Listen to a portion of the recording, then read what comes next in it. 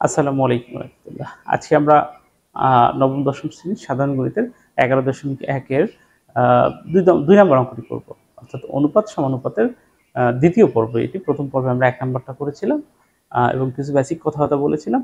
তো সেটি যারা দেখো নাই তারা সেটা দেখে দিতে পারো। তো আজকের পর্বে আমরা 2 নম্বর অঙ্কটি করব। ওকে, তো চলো শুরু করা যাক। কি দেওয়া আছে দেখো, একটি বৃত্তের ক্ষেত্রফল, একটা বৃত্তের ক্ষেত্রফল মানে হচ্ছে আমরা একটা বৃত্ত নেই, এখানে একটা বৃত্ত নিলাম। একটা বৃত্তের ক্ষেত্রফল একটি বড় ক্ষেত্রের ক্ষেত্রফল, তাহলে একটা বড় ক্ষেত্র নিয়ে নিই। একটা বড় ক্ষেত্রের ক্ষেত্রফল সমান হলে, মানে এটার ক্ষেত্রফল যা, এই বড় ক্ষেত্রের ক্ষেত্রফল তা। আচ্ছা, বড় ক্ষেত্র মানে কি একটু বলে নিই। সবগুলো বাহু সমান। আচ্ছা, এদের পরিসীমার অনুপাত নির্ণয় করো। আচ্ছা, এখানে অনুপাতটা কি? অনুপাত মানে ধরো এই একটা পথ এবং এই একটা, A:B, এটাকে বলা হয় A অনুপাত B। অর্থাৎ এইটার পরিসীমা অনুপাত এইটার পরিসীমায় লিখতে হবে। ঠিক আছে, চলো শুরু করা যাক। তাহলে আমরা প্রথমে একটু ধরে নেই বৃত্তের ব্যাসার্ধ। ওকে, বৃত্তের ব্যাসার্ধ আর, ঠিক আছে। তার মানে হচ্ছে এই যে এইটার ব্যাসার্ধ মানে কি, এইটার ব্যাসের অর্ধেক আর। অতএব ক্ষেত্রফল কত হবে? অতএব ক্ষেত্রফল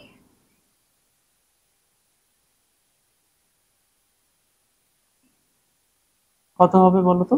ক্ষেত্রফল হবে কিন্তু পাই আর স্কোয়ার। আচ্ছা, বৃত্তের ক্ষেত্রফলের সূত্রটা যারা জানো না, আপাতত একটু মনে রাখো। বৃত্তের ক্ষেত্রফল বের করার সূত্র হচ্ছে পাই আর স্কোয়ার। ওকে, এখানে ধরি কথাটা লিখতে হবে, সরি, ধরি। ঠিক আছে, এখানে ধরি বৃত্তের ব্যাসার্ধ আর, তাহলে অতএব ক্ষেত্রফল হবে পাই আর স্কোয়ার। আবার ধরি ধরি বর্গ ক্ষেত্রের বাহুর দৈর্ঘ্য। হ্যাঁ, বর্গ ক্ষেত্রের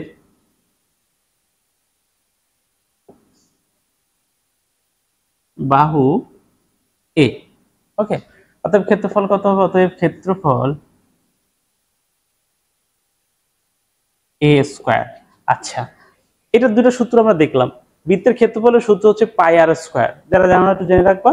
আর বড় ক্ষেত্রের ক্ষেত্রফল হচ্ছে, যেহেতু আমরা এক বাহুর দৈর্ঘ্য এ ধরেছি, অর্থাৎ এটাকে এ ধরেছি, এই বাহুটা এ ধরেছি, তাহলে এটা ক্ষেত্রফল হবে এ স্কোয়ার। আচ্ছা, এখন ওরা বলে দিয়েছিল যে এটা যদি সমান, এটা কিন্তু সমান, ওরা বলেই দিয়েছিল। দেখো বৃত্তের ক্ষেত্রফল দেখো সমান হবে, বৃত্তের ক্ষেত্রফল এবং বর্গ ক্ষেত্রের সমান। তাহলে প্রশ্ন মতে, অতএব প্রশ্ন মতে আমরা লিখতে পারি, কি লিখতে পারি? Pi r square equal to a square. Okay, এখন আমরা এখান থেকে এটাকে ভ্যানিশ করে ফেলবো। ধরো এই পাশের যে এটা আছে এটাকে আমরা সরাই ফেলবো।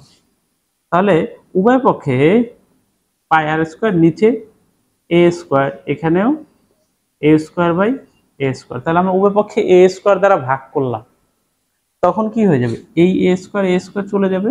তাহলে ওই পাশে থাকবে pi r square by a square equal to 1। আচ্ছা, এখানে বোধহয় একটু জিনিস দেখা যাচ্ছে না।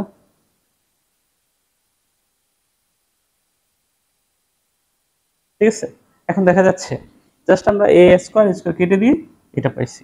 পরের লাইনটা আমরা উপরের দিকে নিয়ে যাই। আচ্ছা, এখন আমরা এই পাশে শুধুমাত্র আর স্কোয়ার এ স্কোয়ার রাখবো। তাহলে পাইটা যদি ওই পাশে নিয়ে যাই, তাহলে কি হবে? পাইটা এই পাশে আছে গুণ, ওই পাশে গেলে ভাগ হয়ে যাবে। অতএব কি হয়ে যাবে বলতো? উপরে আর স্কোয়ার, নিচে এ স্কোয়ার, ওই পাশে গেলে 1/পাই হয়ে যাবে। ওকে, এখন দেখো এইটাকে এভাবে লেখা যায় না? আর বাই এ পুরোটার উপর হোল স্কোয়ার, ওই পাশে 1/পাই। যেহেতু এটাতে স্কোয়ার আছে, এটাতে স্কোয়ার আছে, আমরা এটা কি করলাম? দুইটাতে একসাথে দিয়ে দিলাম। কেন করলাম? স্কোয়ারটা ওই পাশে নিয়ে যাব, তাহলে এখানে আর বাই এ থাকবে শুধু।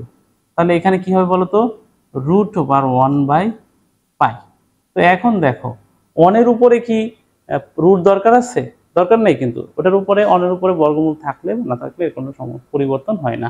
সেক্ষেত্রে আমরা এটাকে মুছে একবারে লিখতে পারি, একটা লাইন বাড়ানোর থেকে এভাবে লিখে ফেলতে পারি 1/√, পাই। ওকে, এটা আমরা আর বাই এর একটা মান পাইছি।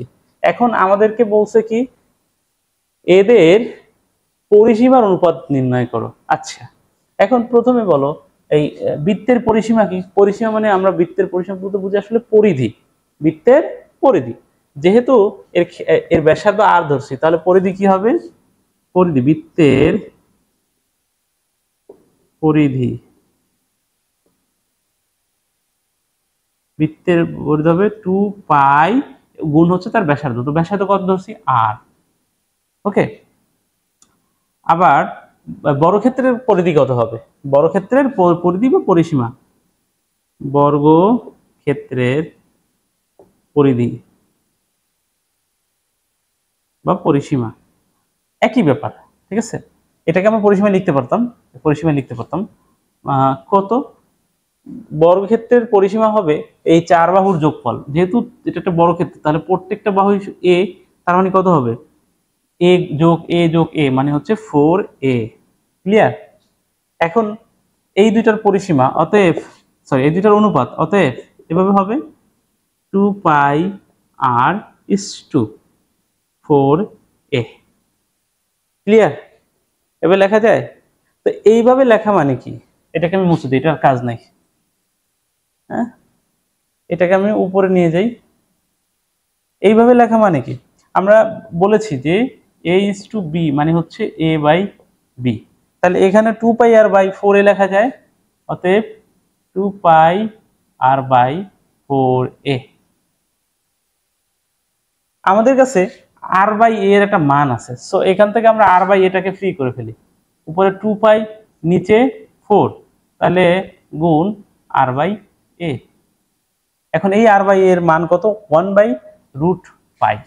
তাহলে 2 পাই, এখানে একটা কাজ করি, 2 ইন্টু 2 করে ফেলি, বা অ্যাকচুয়ালি এখান থেকে কেটে ফেলতে পারি।